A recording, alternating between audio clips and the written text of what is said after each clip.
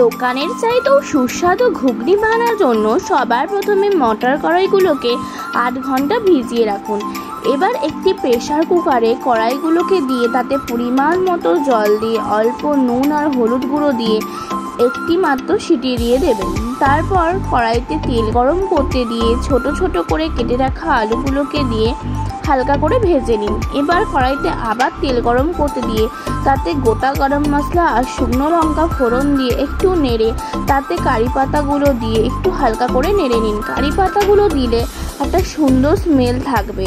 এবার তাতে 3টি পেঁয়াজের কুচো অংশ দিয়ে হালকা করে ভেজে তাতে আবার ছোট ছোট করে কেটে রাখা টমেটো কুচি দিয়ে আবার একটু ভেজে নিন। তারপর তাতে 1 চামচ রসুন বাটা আর 1 চামচ আদা বাটা দিয়ে ভালো করে কষিয়ে নিন। সব মশলা কষানো হয়ে গেলে তাতে আলুগুলো মিশিয়ে আবার একটু করে কষিয়ে নিন। তারপর তাতে মটর কড়াইগুলো দিয়ে আবার একটু হালকা করে কষিয়ে নিন। তারপর তাতে পরিমাণ মতো জল দিয়ে তাতে পরিমাণ মতো নুন, হলুদ গুঁড়ো, কাশ্মীরি লাল লঙ্কার গুঁড়ো দিয়ে একটু মিশিয়ে নিন। তারপর তাতে 3টে চেলা করে রাখা কাঁচা লঙ্কা দিয়ে ঢাকা দিয়ে 10 মিনিটের মতো একটু সিদ্ধ হতে দিন। তারপর তাতে একটু বেশি পরিমাণ ছোলা মশলা দিয়ে একটু ভালো করে মিশিয়ে তাতে 1 চামচ ভাজা মশলার গুঁড়ো দিয়ে দিন।